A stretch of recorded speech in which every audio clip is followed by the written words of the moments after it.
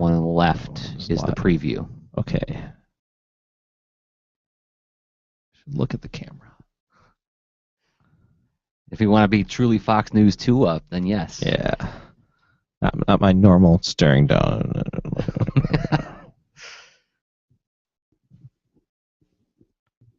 can put this here. All right. All right. Hello, Internet. Hi, everybody. We're getting ready to do Comics Are Great, episode 105. 105? 105? That hardly seems possible, Jersey. Tell me about it. It's amazing where the time goes. I was just actually looking at some old videos for a blog post I was doing, and it was only like 6 years old, but I was like, oh, my hair was brown. I'm creating a record for the world to see, like, as I slowly deteriorate and look more and more like, Peter Cushing. Right. Not even that good, really, because I don't even have the hair that Peter Cushing had.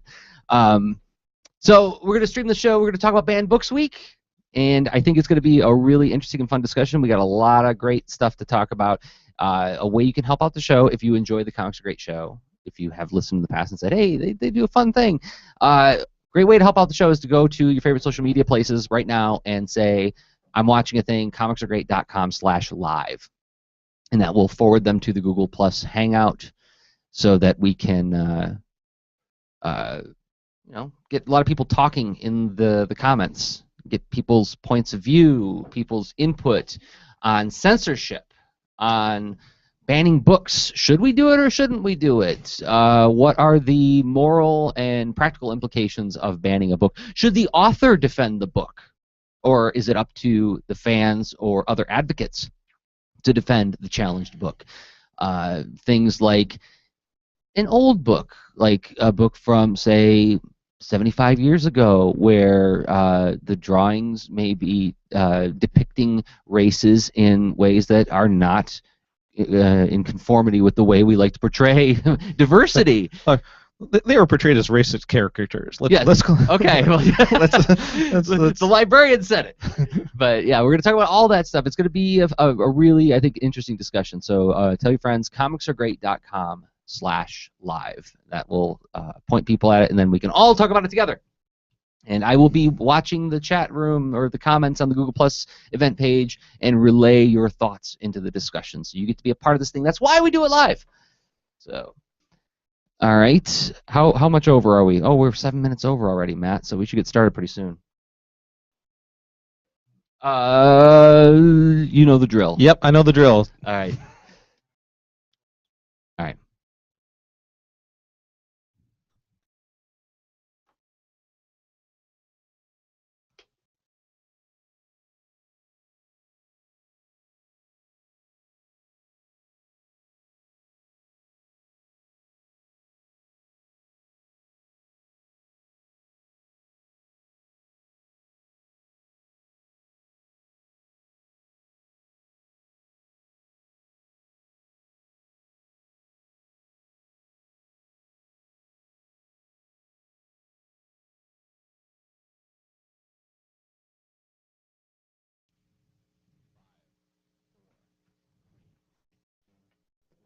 It's Comics Are Great, the visual storytelling show, recorded live every other Wednesday or so at the Ann Arbor District Library in lovely downtown Ann Arbor, Michigan, comics.aadl.org. And this is the show where we talk about making comics, writing comics, drawing comics, designing characters, building worlds, workflow, the lifestyle of the cartoonist, comics advocacy, all the stuff that surrounds this medium that drives us all mad. My name is Jersey Droz, cartoonist and teaching artist, and with me today is Dave Carter, returning to the show. Dave Carter, Jersey. Thank you. Of the librarian at the University of Michigan Video Game Archive. Yes. So amongst the things I do there is I select comics, and I'm this comic specialist for the University Library. And you've been on the show a bunch of times. And I'm always grateful to have you. Oh, thank you. But this may be somebody's first show, so I want to describe for the audience what you do. Because as I was thinking about it, I was like, and I may have said this before, but you're living the dream of almost every 12-year-old. Including 12-year-old Dave. Let's write that out. So what is it that you do? I mean, like a video game archive. What does that mean? So I run the video game archive at the University Library. So we have it's a room in the basement of the Duderstadt Center on North Campus where we've got 6,000 games and over 60 different gaming systems, and you can come in and use and play the games down in there. All in the service of supporting teaching and research at the University of Michigan. Of course. So the only thing that we need to add, well, and you manage the comics collection. And I manage the comics collection there. And I gotta say, I mean, I go there on a semi-regular basis just to read, and the collection there is astonishingly good. I mean, you have really good taste as a selector. Oh, golly, thank you. Because I mean, like, I can find like really out of the way rare Eddie Campbell stuff. Yeah. You know, you could find like any Eric Talbot or any like artist who did like a lot of important work 20 years ago. You can find that seminal work they did because it's my formative years in comics. Oh, I mean, it's the advantage of a library is that we can keep stuff around, whereas your comic stores are not necessarily going to keep that on the shelf for 20 years. Well, and you guys library bind them. Right. So they're preserved against the elements. Right? A little bit, yeah. Well, more so than just like laminating a trade paperback cover. Right. Yeah. Right? We destroy the collectability all in the service of long-term preservation. I love going to see my friends' books library bound. That is so, I don't know, there's something so satisfying about seeing like Dave Roman's Astronaut Academy with library binding. It makes me so happy. It makes it like a permanent thing. It does. It feels like now it's for the ages. Right. So the only thing that's missing from your job description is eating candy. Right? It's like Pop Rocks has to be part of the job description. And then I will point out there's a candy dish in my office. That I feel on a semi-regular basis. You have Laffy Taffy and Fruit by the Foot and all the things. All that sugar stuff. But anyway, thanks for coming back because we're going to talk about Banned Books Week. Indeed. So I have a feeling this will be a little bit more of a serious episode than what we typically do on Comics Are Great. Perhaps a little less family-friendly than typical. Well, I mean, yes. We're not going to be dropping F-bombs like Kevin Smith podcast, but but we're going to be talking about heavy stuff. Right. So because we're going to be talking about censorship, we're going to be talking about why it's an issue, if it's an issue, right? We're going to debate it out because like I got a review of the show from Chris Schweitzer, Krugen Adventures. He said that one of the things he loves about the Comics Are Great show is that I make a concerted effort to turn every episode into a philosophical debate. and that was like one of the nicest things I ever heard, because that is something that I take very seriously. It's like if we're going to talk about this, let's talk about it like really look at it from every angle, not just like come at it from our particular perspective. Right. Because you and I could agree on this for hours. Yeah, we really could. And this is something that I put in my notes, which we can get to in a second, is that like this, we both live in Ann Arbor, where there is a bit of a cultural homogenization here in terms of political leanings, right? One could put it that way. I'm trying to find a delicate way to say it, but it's like we wear one of the colors, or culturally speaking, on the spectrum of politics, right? Right.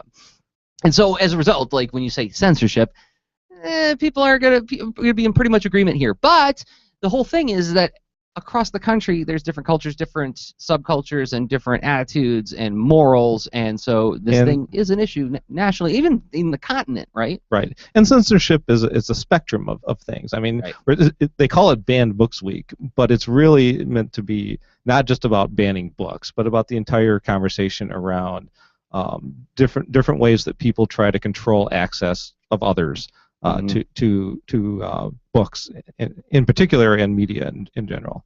And the interesting angle for us, and why we're bringing it to the Comics Are Great show, I mean, it's an important issue regardless, but there's an interesting wrinkle in this, in that ALA put a special focus on graphic novels for this year's Banned Books Week. Right. That's very new. I mean, like, this is the first time, yeah? I believe so. They're working in conjunction with the CBLDF on making this sort of a comics and graphic novels theme to this year's Banned Books Week. The Comic Book Legal Defense Fund. Correct. Could you bring us up to speed on what that organization is and where it came from, just like in a minute? Is it possible? The Comic Book Legal Defense Fund is kind of like the ACLU for comics. So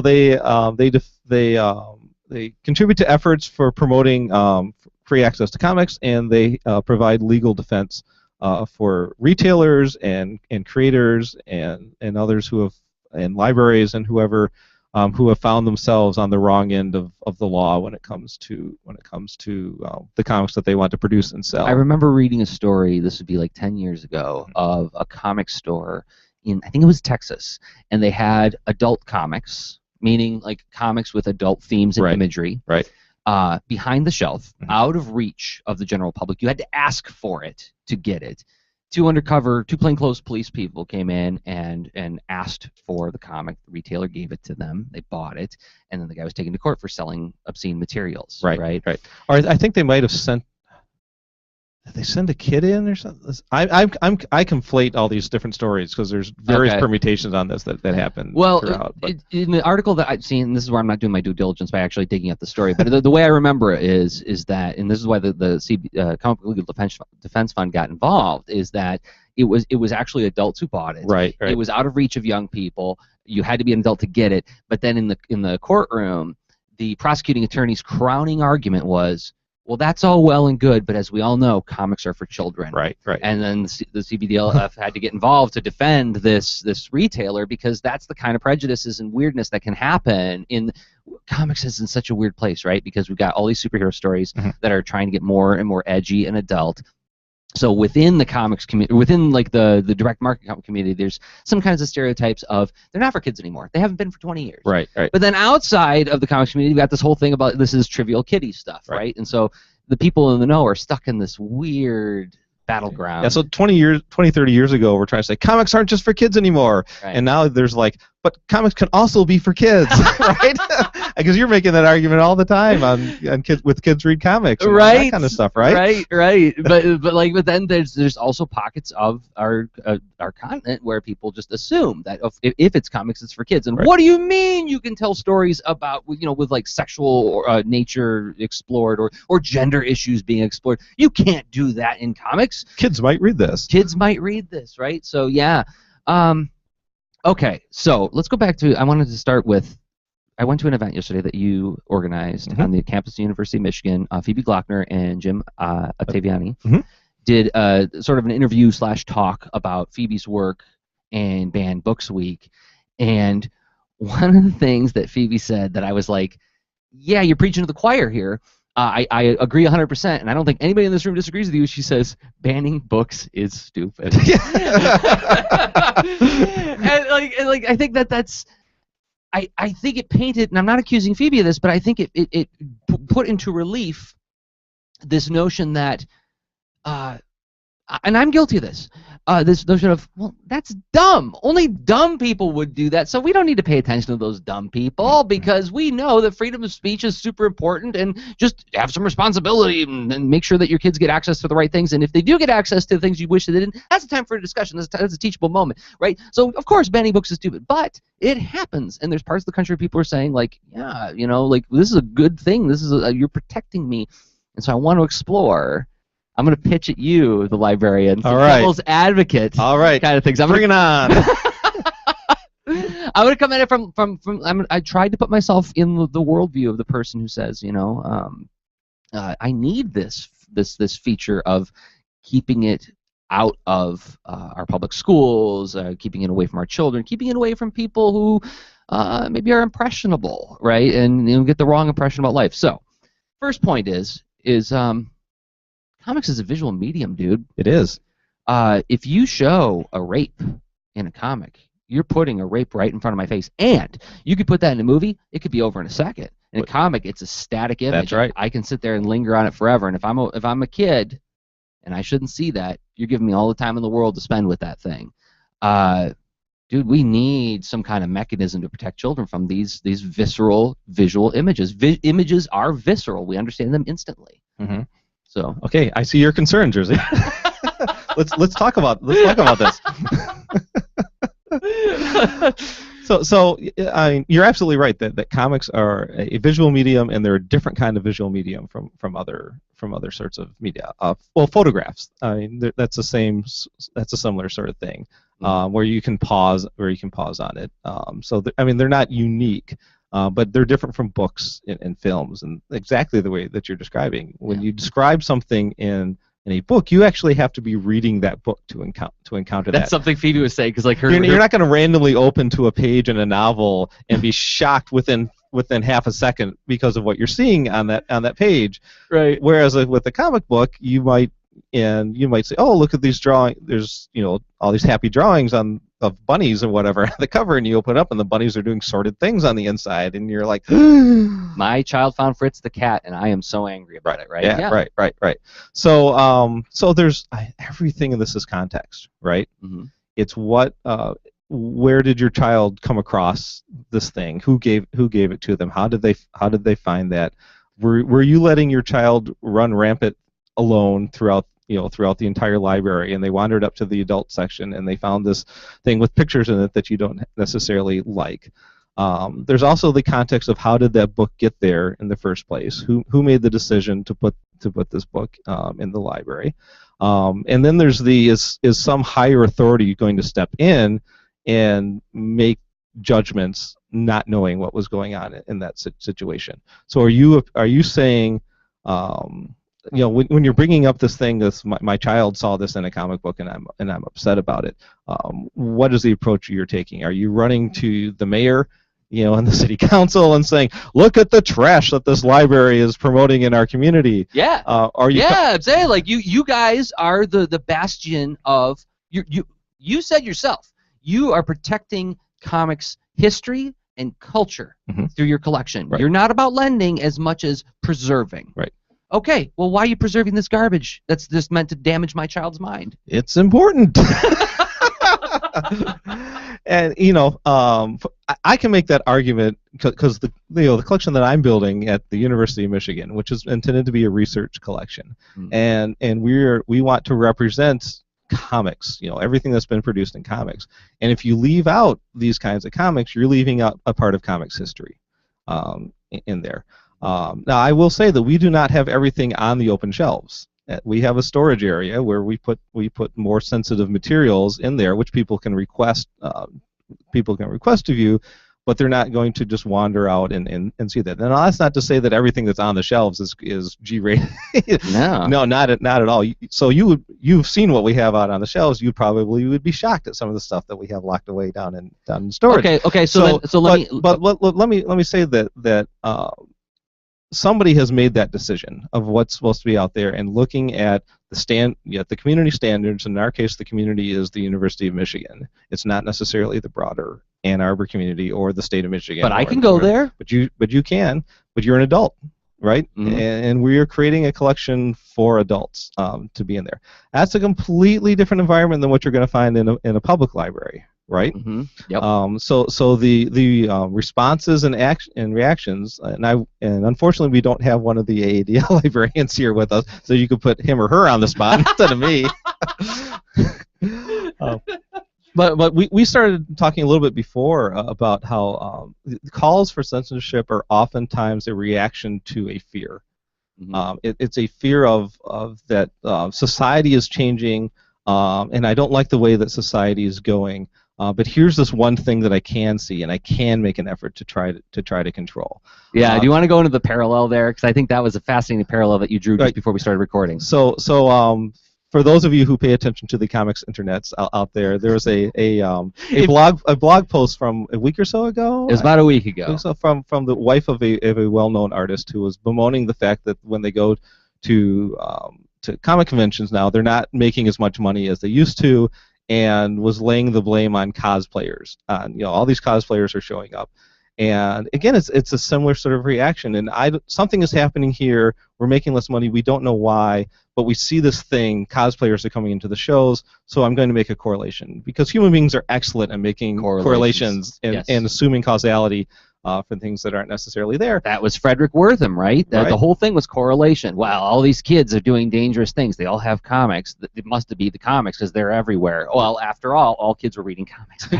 Right, exactly. So there's millions of kids reading comics, and here's 65 kids, right, who are doing bad things, and so clearly it's And what's one thing all these kids have in common? They're reading comic books. Yes. So it's well, and that's the interesting thing that I think you're to be fair, and we're talking about a blog post by Denise Dorman, which we'll link to in the show notes, which you can read, come up to your own conclusions on. But one of the things that she does, I think, is right, is she says, I observe a phenomenon. Right. We are making less money at these shows. Question, hypothesis. Did something change in the culture of these shows that changes the way that we interact with it? Okay, there's your hypothesis. So now it's time to test it. And then when this is where the thing gets problematic, is when she starts saying, well, it's these cosplayers and their selfies that are part of the problem there. Well, how do you test that? Right. Did you test it? Right. So yeah, I mean, it caused a lot of reaction online. But I think what you're also pointing out there that I think is really interesting is that, yeah, a lot of these decisions, these borderline knee-jerk reactions to things come out of a sense of fear. Right. And when you're reacting to someone who wants you to remove something from the library, for if it's a comic book or whatever, I think, or they're reacting to your work and saying, how you're an artist, how can you possibly publish this filth that kids might read? Yeah. Is to recognize that there is a fear there, and being able and trying to that person may not be in a place where they can discuss this rationally with you. And I think Phoebe had an excellent point when she was answering a question, which is that she is the worst person to defend her own work. Because she is so emotionally tied to what she did, and she's like, once I put it out there, I don't feel the need to defend it anymore. Yeah, I wrote down her exact words because I thought this was so great. She said, the act of making the book is explanation enough. Right. And again, in her work, which you and I have both read, is some harrowing stuff going on there. Mm-hmm. But it's all contextualized. It's not because she ran into an incident with the mayor of some town holding up her book saying it was a manual for pedophiles. Wow. And if you actually read the book, it's the exact opposite. It is not encouraging that sort of behavior at all, but that behavior is depicted rather starkly within the pages of the book. And so if you were just to open it up and see, like, here's this one page out of this entire book that has some horrible, awful stuff that I would not necessarily want kids to be looking at either, mm-hmm. But you miss the entire context of where it happened in there. Okay. And I think it's very easy to do that with a comic book because, as you said, it's one of the great things about comics is that it's like this visual, input into the visual centers of your brain, but then that's the two-edged sword, right? Yes. It's very easy to misconstrue an image if you're not seeing it within the larger context. I want to dig at this just a little bit deeper from your perspective as a university librarian, as somebody whose job it is to preserve history. Right. You said there's stuff that's out of reach, and you said there's things that would probably shock me, so I'm guessing there's like possibly issues of Cherry. Yes. Okay. Yep. And things of that ilk. Okay. Now, argument. What possible research, intellectual, historical significance could straight-up porn possibly have? So let's say you're looking at the changing attitudes towards sex through the 60s, 70s, and 80s, and you could look at mainstream, stuff like that, but you might also want to look at the underground culture of the time and what was being produced there, and see all the underground comics that were being sold in head shops and things like that people weren't necessarily saving around like that, and a research library is just the sort of place to store that stuff, because today's trash is tomorrow's research interest. Well, that's that's like my life. It's the video games, it's the comic books, it's all that stuff that people were just throwing away or shoving in their back pocket and not caring about. Now it's 30 years later, and people are like, wow, that was a really interesting time in society. What was going on that was affecting that? How were people's art reflecting the times that they were living in? So okay, well, what are people's attitudes towards sex? Yeah, well, no, what you're pointing at too is an acknowledgement that things do change, right? And the good old days are precisely that, good old days. They can't come back necessarily, or right? weren't as good as we thought they were. Well, that too, absolutely, right? It's like, but I think that part of the argument for censorship that I pick up on every once in a while is like, why can't it be like the hazy picture of my childhood Right. that I had in my head. Why can't it be like I remember childhood being? And yeah, really. And actually, I remember the early 80s in the town I lived in, like the movie theaters, they played X-rated movies at night. And like you don't see that anymore.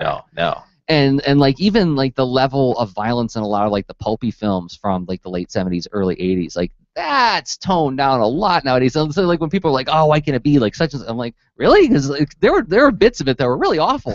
Also, the fact that like it would be weird to work if you were a woman when we were little kids. Like your mom works, really? You know, like that was a weird thing. And like we had to have like Claire Huxtable show us that no, you could be a professional and have children. Yeah, we take that for granted now, right? Right. And we accept that that's a good thing. But it's weird how we can pick and choose about that kind of stuff. Okay, I got a more ostensibly reasonable argument. All right. So I like the Karl Barks. Sure. He's a master storyteller. Donald Duck, Scrooge McDuck, DuckTales, right? All that stuff, terrific. Went back and read some of those old comics. There are some depictions of minorities in those books that made me feel a little squeamish. And I'm looking at this and going, this is Donald Duck. This is for kids. And it was for kids back in the day. And when he was writing that, there were not parents out there, saying that this is horrible for my kids to read, right? Right. But now, the people are going to be saying, here's like you said, there's some things that were in there that were acceptable 50 years ago that we would not consider acceptable for children to be looking at now. Right. So, like, okay, what's the line on this? Is it a children's book? Is it an adult's book? Crap, I don't know. and that's the difficulty. That's the difficulty with being a censor, right? Right. Is that you want to have these guidelines that say, if it's on this side, it's okay, and if it's on this side, it's not okay. And the real world is a lot fuzzier and more blurry than that, and depends on context. Okay, you're going to hear me saying that a lot here this afternoon. Context. Is it are you just handing this to a kid and letting them go off to read it, or are you reading it with your kid, and then that brings up an explanation of how it's not acceptable these days to present certain people in such a light, but it was considered acceptable, even though it really should not have been back in the day. And you can open a dialogue with the kid, and use this comic as this entertaining comic as a way to open up a dialogue about the changing attitudes towards races or sexes or people of different orientations or whatever, different cultures, and the way that they're being presented, and why you might not want to do that sort of thing. So it's oh, you want me to raise my kid now too? I want you to raise your children, Jersey, all of them. Oh, for crying out loud! They're all across the country, folks. But okay, you anticipated my next question. I don't remember. Did you say at the top of the show how many comics are in the collection at the Duderstadt? I don't know. Okay. Bigger than a bread box? More than 1,000? Oh, it's several thousand. Several thousand. Yeah. Okay.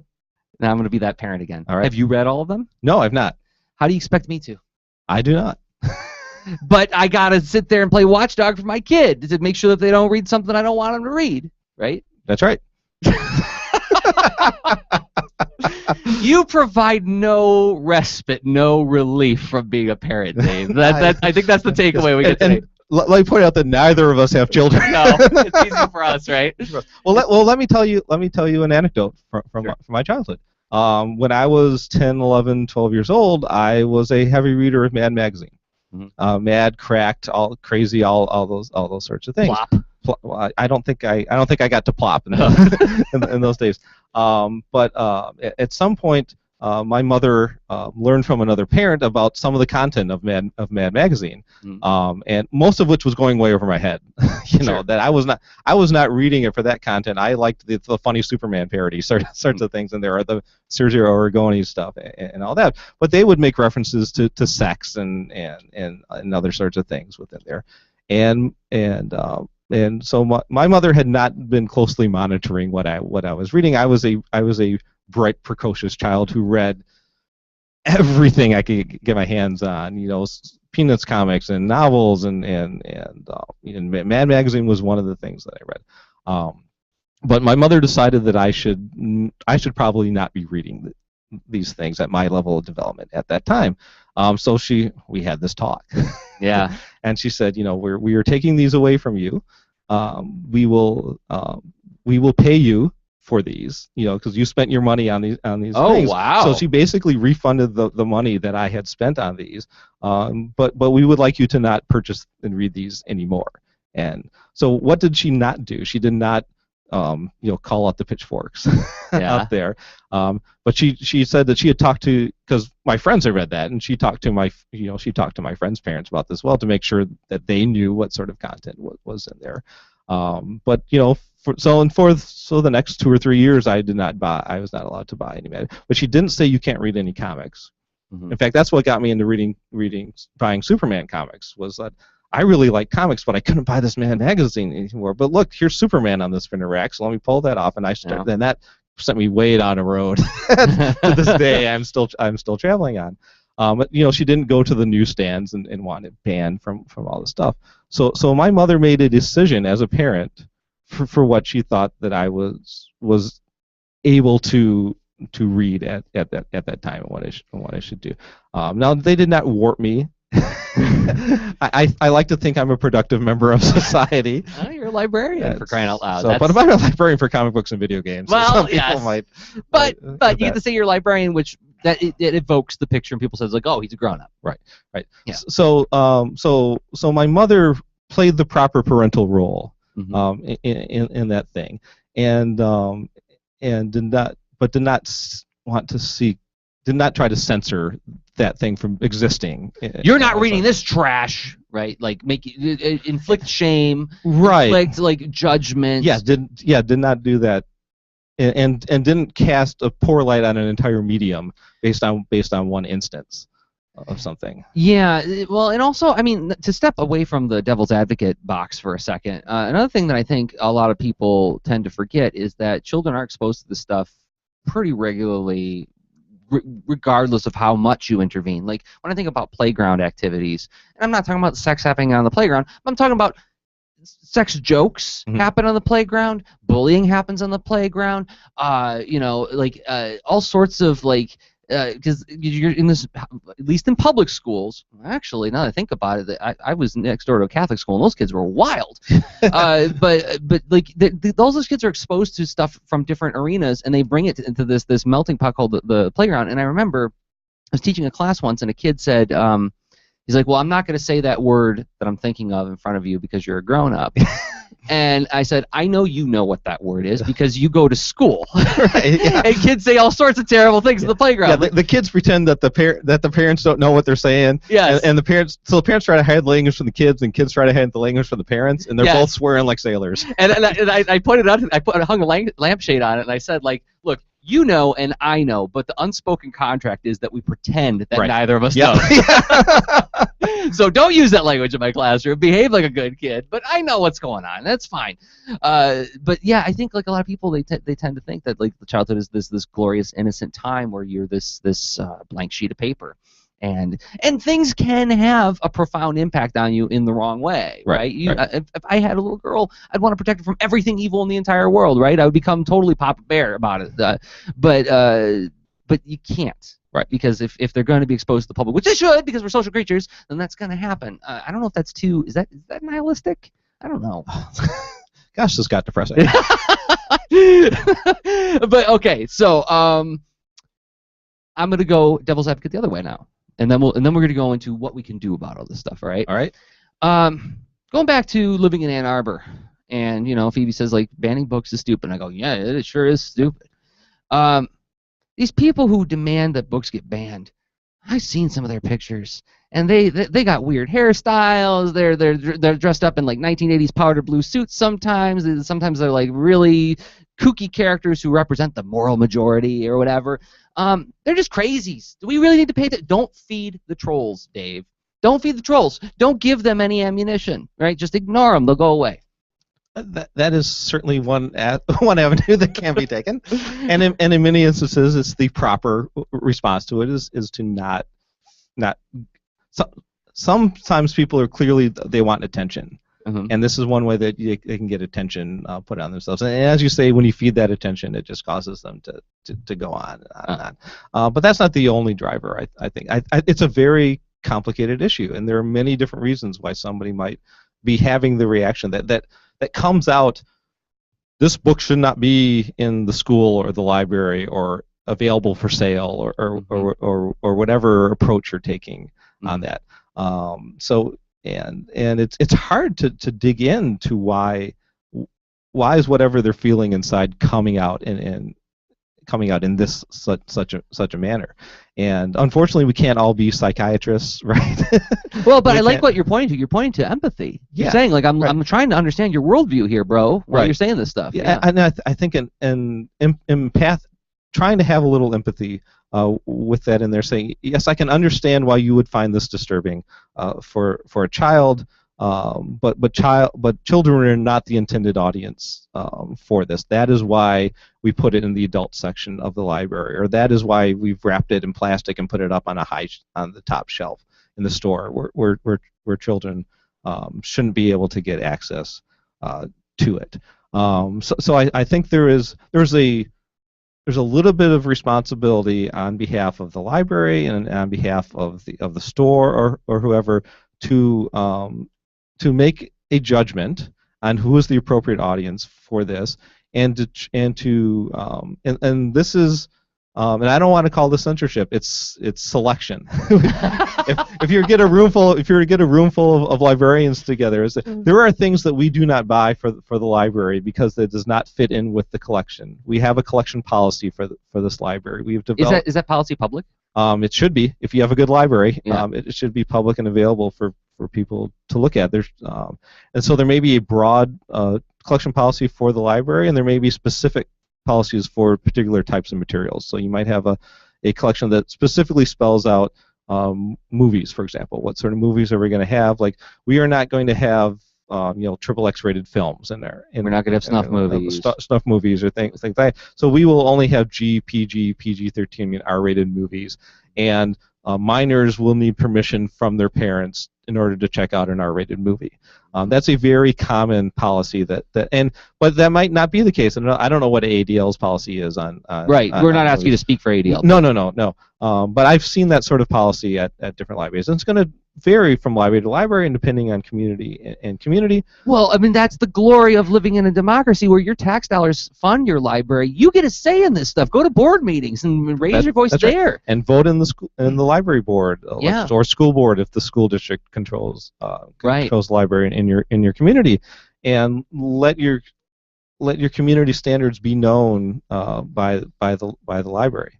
Yeah, and they have regular board meetings to listen to you on these issues. And they might not agree with you, right? Sure, right? Sure, they're not obliged to do anything about it. Right. And let us recall that there is something called a First Amendment in this country, which says that that's the one about guns, right? Yeah, it's the one that comes before the one about guns. Oh. Which talks about free speech and freedom of the press, and that the government will not be stepping in and saying what can and can't be published. I want to get to that because you linked this morning to a couple of articles that were talking about the rating system that was enforced for or was attempted at DC Comics, and it caused like a big debate. Right. And what they were trying to do was they were trying to create basically create like a new kind of comics code where it's like they were going to be some. Right. Well, we should probably back up and talk about the comics code a little bit. Yeah, we should. Because it doesn't exist today. Right. And kids these days, young adults, kind of grew up in a world without a comics code. That's weird, isn't it? So one of the results of Frederick Wortham's seduction of the innocent and his testimony in front of Congress, which was basically blaming comic books for all the ills for juvenile delinquency and all the ills thereof. Was that in order to avoid government censorship, several publishers banded together and created the Comics Code Authority. This was 1954. Yeah, the comics industry said, "Look, we'll self-regulate, just to keep you guys out of our hair." Right. And so they came up with a exhaustive list of what cannot be depicted in comic books. You want to show the comic? Yeah. So this is a 1997 mini comic that Matt Feasel produced. It's called Comics Code Illustrated. Hold up there to the thing right Yeah. there, and he got a bunch of his cartoonist buddies to each. I better show a page that can be shown. Well, can be shown here. yeah, the Sergio Aragon is one we just have to cover some of it up. So here's. So I'll read it. Restraint in the use of the word crime in titles or subtitles shall be exercised. And then it has an illustrated cover of a comic called Crime and Crime Again. Criminally criminal fun in this issue. Criminals commit incriminating criminal acts of crime, crime, crime, and more crime. So this comic is so much fun. It's a crime. So you got a bunch of cartoons to illustrate, examples of the sorts of things that they were trying to ban. Yes. Usually rather humorously. In there, the one that we won't show is a draw. It was one of nudity should not be depicted, and Sergio Aragones drew this cartoon of Baby Gru, a naked Baby Gru. Yes. It's the most adorable thing you've ever seen. It's the most adorable naughty thing you've ever seen in your Yes. life. Yes. It's like who could take offense to that depiction there. So it was like thing after thing after thing of the sorts of stuff that you were not allowed to depict in there, which was a lot of it had to do with crime and criminals, and that criminals should always be caught in the end, and it should not be a manual for how to commit a crime. Established authority should be shown with respect in the story. Right. And there were things about language and sex and nudity, and there were a couple of admirable things in there as well, as in culture shouldn't. Different minority culture should not be shown in a negative light. Was something that was in the Comics Code, and it was revised in 1971 and again in 1980 something. 87, perhaps. That was around the time when DC did this new change where they wanted to put a rating system. Right, and and most of the major comics publishers signed on to the Comics Code at the time. Famously, Dell Comics did not. The publishers of Disney stuff and Warner Brothers stuff and everything. Is it because that their content was self-evident? That was basically what they said, which is that our internal standards are stricter than this anyway, and we're not going to pay money to be part of this thing and submit our comics to that. Yeah. And one of the ways that they enforced the Comics Code was most of the newsstand distributors refused to distribute comics that didn't have the Comics Code seal on them. Right. And and William Gaines said that the other publishers drove him out of business.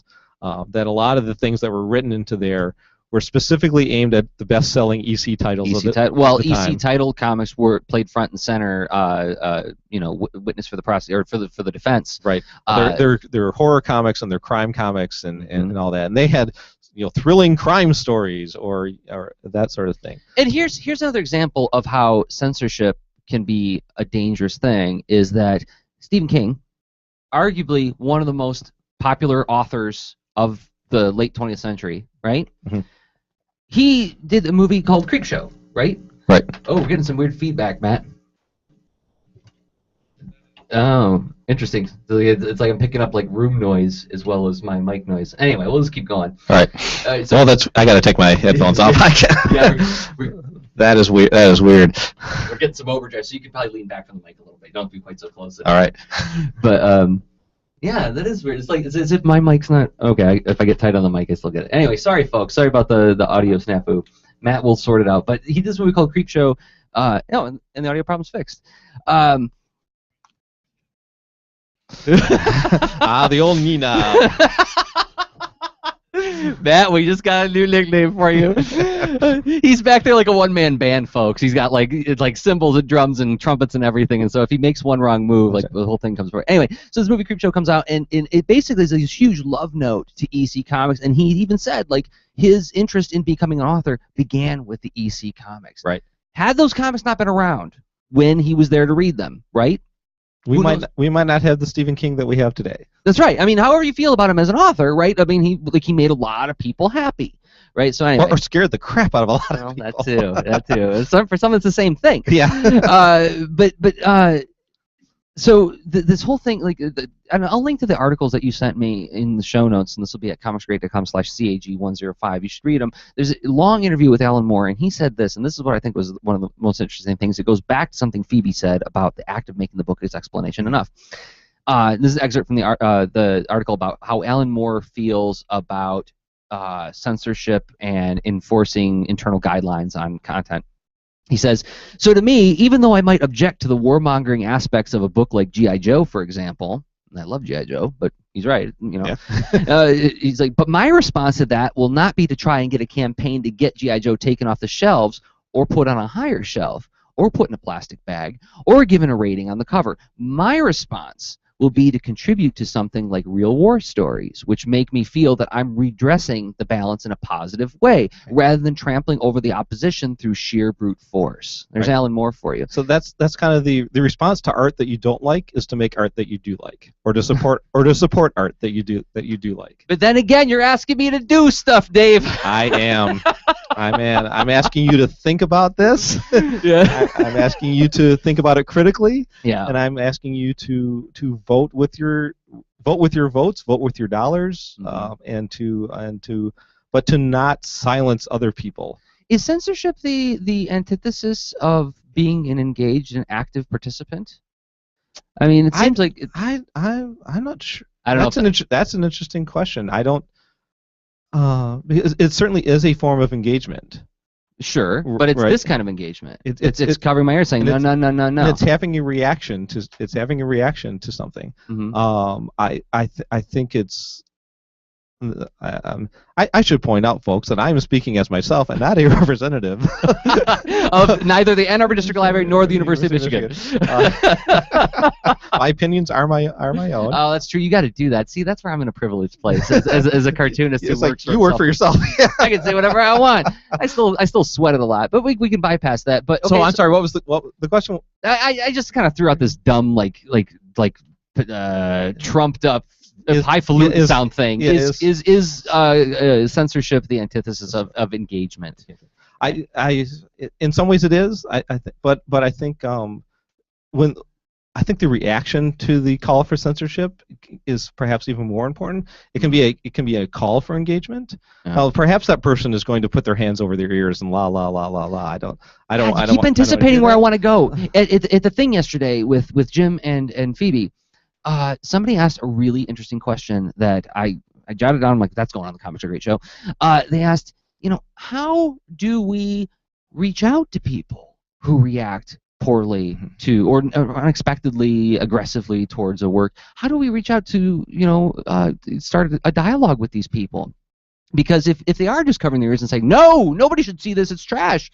How do you? There are some people you can't talk to. Sure, no. But I think we should make the effort if we want to promote comics as a serious art form and as a serious medium that is capable of great profundity and great inanity and all the spectrum in between there, like all art forms are. Yeah. That we should want to try to make the effort to engage when people are critical of the medium that we love, and it has to come from a place of empathy. That trying to shout down someone who's trying to shout you down just ends up with a bunch of people shouting. It's funny that right after that talk, I was walking across the diag, and I'm going back to my car, and I see a gal walking along, and she's talking to her iPhone, where like the pizza box style, yeah, which is like for some people strike one, but she's talking very loudly, and she says like. The difficulty, this is like a paraphrasing, but it was essentially the difficulty in spreading Christianity is you can't get through to those people who live that lifestyle. And I was like, yeah, you're shouting that out loud. Freedom of speech, all right? But like it's like it dawned on me as I was walking away. I was like, wow, that's the trick: is how to evangelize without being an evangelist. Without being, what's the word I want? Well, the word I want I can't use. or like dogmatic, or true brutish about it. Like, well, it's self-evident, you idiot. Right. How do you not get what I get? The writing's clearly on the wall. It's in big red letters. How come you're so dumb, dummy, that you don't see what's written there, right? You keeping in mind this sense of empathy, like understanding where they're coming from, what their worldview is, even if they are a little kooky. Right? We're all a little kooky. So it's gosh, we got to make an effort on this stuff. Yeah. That's one of the hard things I think about if you really consider Banned Books Week and what it means is that it's not just an opportunity to say, oh, people who ban books are stupid. It's actually a call for us to be engaged. in examining our preferred our art form of choice, as it were, whether it be books or movies or comic books or whatever, and be willing to engage other people. Well, one of the things Jim Ottaviani suggested upon that question is he said that he'll take pictures of himself reading banned books and write a little bit about the value that book brought to his life. And that leads me to the event tomorrow. There's an event tomorrow on the campus of Ann Arbor, Michigan. There is, yes. Or the University of Michigan, I should say. So what do we got going on? So we're doing so every year for Banned Books Week, in the past, the University Library has sponsored a readout on the DIAG, where people will come to a microphone and read passages from their favorite banned books. And with this year's theme being comics and graphic novels, we realized that there was a slight challenge in doing that. Sure, yeah. In that we're talking about a visual medium. So we're having a comics read-in on the DIAG tomorrow from noon to 1. We are inviting people to come to the steps of the Hatcher Graduate Library with a comic book and be seen in public reading that comic book. Now, this does not have to be a banned comic or a salacious comic or anything. Which we're going to get to in a second, but it could be. It could be if you wanted to, and we're going to have a pop-up library there on the steps with some banned comics from the collection of the University of Michigan Library that you can check out. Flaunting your sin. That's right. That is right. So, in other words, the University of Michigan's campus is Sodom and Gomorrah. It's just debauchery. Well, you would be surprised at some of the stuff that has been challenged and banned. We can probably get to that. Can we do that? So, but tomorrow, if you're listening to this live, it's tomorrow. If you're listening to it long after that, sorry. So that's Thursday, September 24th, noon to 1. Come and support comics by reading comics in a group of people on the DIAG, and we'll talk about comics. I'll put. They say that the key to marketing is always make it about the person, like what value they'll get out of it. Here's the value you get out of it. You're a comics person. You're alone. You're special. You read comics. Where are all the other comics people? Here's a gathering. You're gonna meet the other comics people at this thing. Make a friend. Yeah. Make a friend who loves comics. That's so right. There you go. and so I'm hoping for a big turnout, but it might just be me and 3 other people out there reading comics. But darn it, we're going to be there. I'll be there. All right. So. All right. So there's. Oh wait. One to noon to 1. Noon to 1. I can do that. Excellent. So I got a thing at 1, but I can be there for part of it. So all right, awesome. So I'm at the DIAG. Or no, in front of Hatcher Graduate Library. So, okay. So what kind of books can we read at this? What are some banned books? Bone. Yeah, so... Why is Bone banned if you go to the CBLDF website, cbldf.org, they have a page on there of 22 banned and challenged comics, which are either comics that were actually pulled from shelves or that people made requests to not be in a library or not to be in a school, and the reasons that were given. And some of them you look at and you're like, yeah, I can see where somebody might not want to have their child exposed to that sort of thing. Yeah, like Charles Burns' Black Hole, I'm not going to give to a 6-year-old. Right, or Necronomicon, was it Neonomicon? Yeah, Neonomicon by Alan Moore and Jason Burrows, which should not be read by children. I will say that. I would not give that to a child to read. I would not give that to many adults to read. But anyway, then there's stuff like Bone, and you and I are fans of Bone, and I gave that to my nephew when he was 6 years old to read sort of thing, and somebody objected to scenes of smoking. In that, one of the Bone cousins was in the cowl costume and smoking a cigar, and the parent who objected to this was basically saying, I don't think that depictions of smoking should, and drinking too. There's some amount of villagers hanging out in the bar, I guess, drinking beer, and that this should not be in a comic for children, which is certainly a attitude that one might want to take, but I don't. But children see people smoking and drinking. Right? Yeah, that's just it, man. I mean, it's like that's so because it's so not important to the story. Right. Right. I mean, it's not central to the conflict with the rat creatures and with like everybody's backstories that like and he smokes, right? That's like central. It's such an incidental thing. That's weird. So there's. But I've lived in dry counties before, and I've seen how some people can react very viscerally to things like that. So it's an interesting list to go through and read all the different reasons why people object to certain things in comics, and it's really such a wide spectrum. It's going to be from the depiction of cultural minorities, or it can be stuff that happened in the past that we don't we're trying to revise this out of our past, and we don't want our children to be learning about this in school, or it's sex and drugs and rock and roll, or nudity, or any wide variety of things, and they're usually devoid of the context. For people complaining about. Well, I want to know the complaint on Mouse. Do you know that? Well, is it because it's cartoon characters doing participating in World War II history? Basically. So let me read it here from. Let's say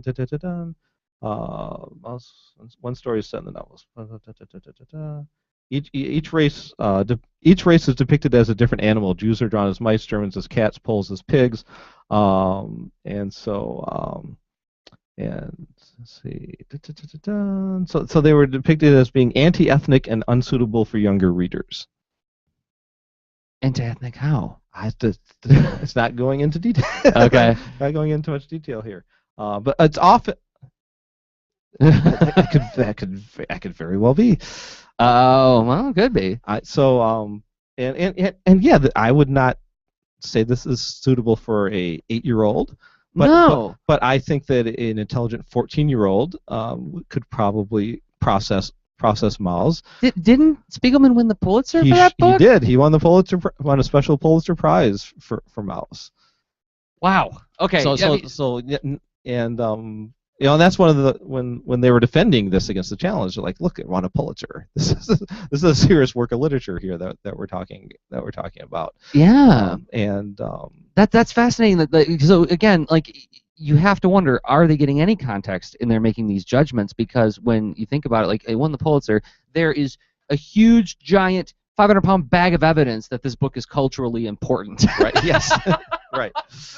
Right. This isn't about my silly little comic about robot girls having some kind of racial injustices. Right. So this is the point where dialogue and education can come into the play, because somebody is having a surface reaction to something that they see in a comic, and so you can talk about and the particular person who's making the complaint may not be open to your arguments in your dialogue, but the greater community probably will be. You remind me. This is something when we talk about internet fights, and a case that I like to make, and I've seen other people say similar words to this effect, is that when there's an internet fight, in my experience, people don't remember exactly what was said. They only remember who really lost their cool. Right. Yeah. Who descended to name calling and meanness. Right.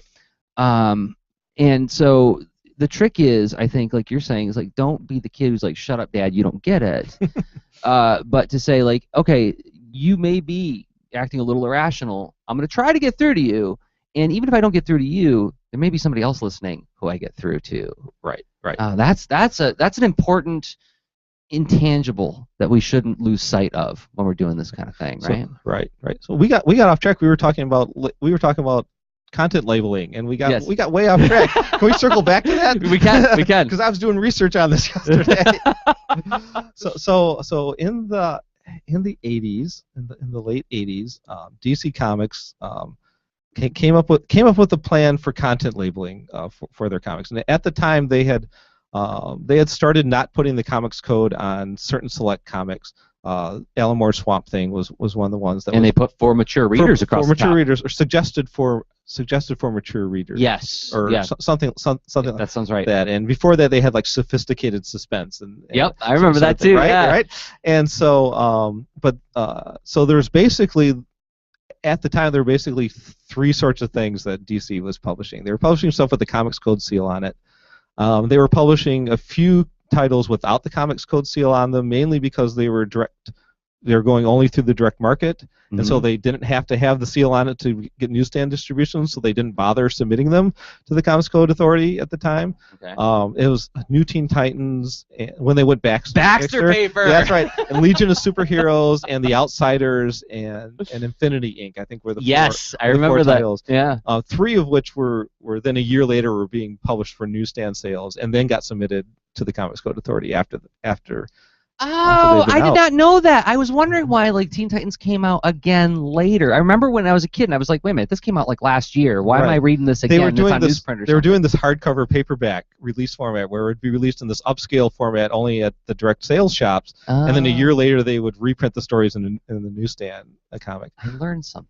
And then there were a handful of titles like Swamp Thing and The Shadow, and a couple others, perhaps Watchmen, Dark Knight Returns, that had a suggested for mature readers thing on it. And DC had decided that they were going to go to a internal in-house content labeling system that would be either it was universal or mature or adult only. So everything would have to fall into one of those 3 categories. And the complaint that Alan Moore and Frank Miller and Marv Wolfman and Howard Chaykin, they wrote a letter. I forget if it was a public letter or something that was published in the Comics Buyer's Guide. And I might be getting the timeline of everything exactly messed up. So comics historians, please forgive me on this. That objected to the fact that the creators were not consulted in this. And in Marv Wolfman's case, he was an editor at the time, and he was not consulted as an editor. Wow. And so he was kind of upset about that as well. And they said that they would not be doing new work for DC once their current contracts on stuff ran out. So they were rather publicly in. And Marv Wolfman was fired from his editorial position because of this. And I was reading. There's an interview with Dick Giordano, which I think was in the issue after the Alan Moore interview or the issue before. It was around that same time. The Comics Buyer's Guide and the Comics Journal at the time were covering this rather heavily because there was no comics internet in the day. No, I mean there was like CompuServe where you could like get on bulletin boards, but it wasn't widely used. Right. Yeah. So the news broke much slower, and you could do a 5-page interview with Dick Giordano about it, and not a thing on a 1-page thing on Newsarama sort of deal on that. Right. So there was a falderall about this content labeling about stuff, and the vibe I got from what I read was that it had a lot to do with internal standards being imposed upon the authors. Right, without their input on what those standards would be. And if you read DC's version of the events versus the creators' version of the events, as all things are, they have 2 different concerns, and they're largely agreeing on 90% of the things, and they're disagreeing about the 10%. And motivation. We're talking about context too, because like a lot of the question came out of the fact that was this as simple as what's the fellow who was running Diamond at the time, Diamond Distribution, which at the time was like the #1 way to get comics, and still is a very, very important way to get like monthly comics. Basically saying like, hey, you guys should make your comics a little bit more decent, and then apparently, like there was letters from prominent comic store owners, who were complaining about about the general state of comics and how they're not like we remembered them when we were kids. Well, and I'll buy the argument that like, dude, you guys are putting me in a weird pickle because I run this comic store and suddenly I got these books that I can't give to kids. Right. I can't possibly read this. I can't possibly read all these comics that are coming out all the time. That's right. Right. There's the argument that you were making No, that's right. I mean, and I think that's actually a valid argument. I can't read everything, so how am I supposed to know? Right. And DC claimed that they were planning this before the letters were published, and the creators were claiming that it was a reaction to the letters that were published. Sure. So what ended up happening is DC ended up not imposing this content rating system. They just went back to what they've been doing before, which was slapping mature readers on some titles and other titles not having the Comics Code and all that. Flash forward to today, the Comics Code is dead. Yes. It died sometime between 2009 and officially in 2011 is what it. Wow, that recently. I thought it was longer ago. It was that was when the last publisher, Archie, stopped using the comics code. It was in 2011. It's redundant. It's Right. moot, right? But its death began when Marvel decided that they were not going to submit their stuff to the comics code, and they were going to impose what? Their own in-house rating system. And then DC followed suit, and other publishers followed suit. And it really, I think, came from the manga publishers. Yep. Most of whom came. A lot of them came from the bookstore world, Viz and Tokyo Pop and all them, and they were slapping ratings on their comics, whether it was all ages or T for teen, E for everyone. Basically, like borrowing a lot from like the video game rating systems, right? Yep. And so it's sort of become this non-issue now that we're just sort of accepting that there will be ratings, that all of the media that we consume, television, movies, video games, comic books, everything except for books, everything except for novels, right? Wow. Are going to have this content rating thing. The following program is intended for mature audiences. Viewer discretion is advised. And then they list all the wonderful stuff that this has got nudity, it's got adult language. I'm watching this. It sounds great. It's obvious we got to have this discussion again to go into some more detail, because you're bringing up the fact that banning something could also potentially titillate the Streisand effect, right? Yes, the Streisand effect, right? Which was when Barbara Streisand objected to the fact that there was a photograph of one of her houses that was on some website. It was an aerial photograph of thing, and she didn't want it there. And her act of complaining about it and the publicity involved in complaining meant that millions of people went to see this photograph. Well, like the right to be forgotten thing with that fella, I forget, was he in Russia? No, he was someplace, it's not in North America, and he was like the whole EU thing with the whole right to be forgotten law. And he said, like, there was a bankruptcy in my past that I don't want people to have access to, and by pointing at that and saying, I don't want people to know about this thing, suddenly that's the only thing. I think it was John Oliver said, like, now that's the only thing we know about this guy. Right. Yeah. so it's, the act of saying, hey, this should not be consumed by people. It is going to cause people to go look at it, right? Yeah. You're going to. There are a lot of authors who are hoping that their books get challenged, because that's going to bring this publicity. To their work, and it's going to sell more. It's going to sell more copies. That's something I've been kind of secretly hoping in the back of my head is, we got this book, the Warren Commission report, that came out, and like some of the discussions I've had with friends, like, are you worried about conspiracy theorists? And that's kind of coming at you. I'm like, I kind of hope they do. I hope they all buy it to rail against it. Yeah, I just want one guy. I want like Bill O'Reilly to go like, this is trash, and then I can go, yay, we made a lot of money. Oh, but the unintended effects of rating systems and censorship and banning books is that it doesn't necessarily do what you want it to do. Yeah. Well, we only have so much control over that, right? That's right. But it is. I think the big takeaway for me is that it is upon us.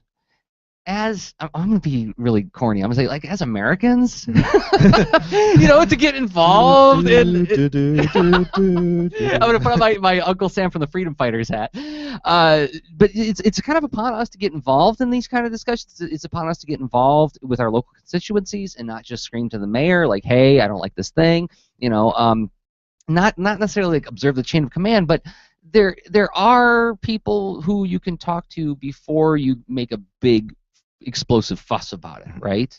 There are reasonable people who are willing to listen to you. Right. So yeah, I know that I don't know. Again, I'm not speaking for ADL, but I know that they do have their own policy about challenged books, and they put people on it to review the challenge and discuss it with people, and they've got a system in place for that. So you have avenues outside of screaming bloody murder about it. And on the other side, if you are a person who loves comics, whether you make comics, whether you collect comics, or whether you're a librarian about comics, it's also upon you to defend the works that get challenged. And sometimes it's hard to defend those things. Yeah. Right? Well, yeah, like when we were talking about, like I don't have any issues of Cherry in my house, and I would never. It's not something I'm even remotely interested in. But First Amendment, dude, that guy gets to make those comics, even if I don't like them, And if I don't like them, I get to make comics that propose an alternate point of view. Yeah. It's like, why do you defend Playboy magazine or whatever? It's like, so we don't have to defend Newsweek.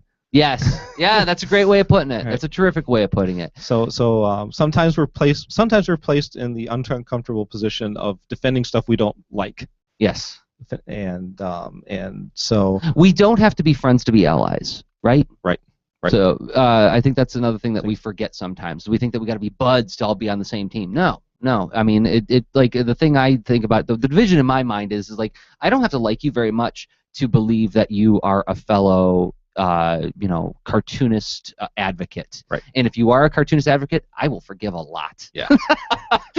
So all right. So we could go on and on and on. But we're already over time. We have barely scratched the surface of this, folks. So if you are listening or watching and you think this was great, I would love more of this, let us know. And a way to let us know is you can follow Dave Carter on Twitter, Dave Reads Comics. Yes, right? Dave Reads Comics. And you can @tweet him. I'm Jersey on Twitter. You can @tweet me. You can comment on the YouTube video or on the Google Plus event page. Let us know. We would love to do more of this. We would love to have you guys part of that discussion. Because there's I basically got through a third of my notes. We've barely scratched the surface of this entire topic. So maybe someday we can pick up where we've left off. We will, and we'll bring in more voices on this. I'd Yes. love to get like Larry Martyr in here from the Comic Book Legal Defense Fund to talk more about it. So action items. Go to the Comic Book Legal Defense Fund, CBDLF. CBLDF. CBLDF.com. .org. It's nonprofit. Yes, you can donate to them and write it off on your taxes. Probably talk to your accountant. I think they're a 501(c)(3). Yeah, they are. So and then also if you're in the Ann Arbor area, go to the read-in tomorrow from noon to 1 in front of Hatcher Graduate Library. And it's going to be a gorgeous day tomorrow.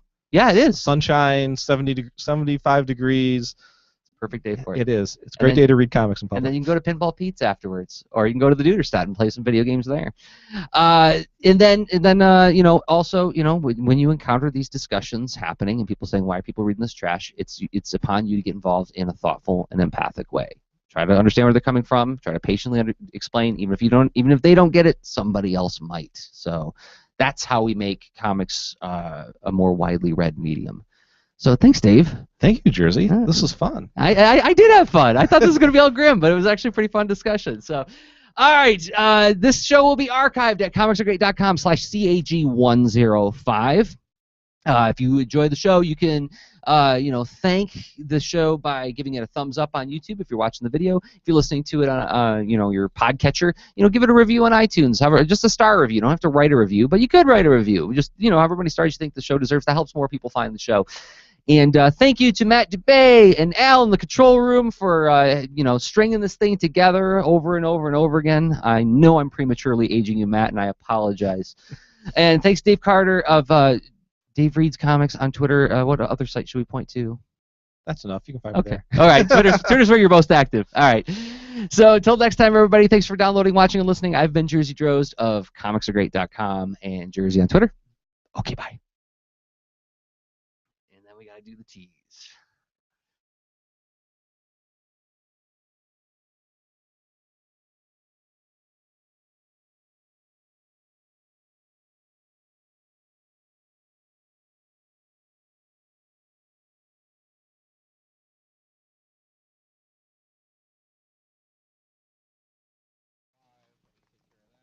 All right. Thanks for watching.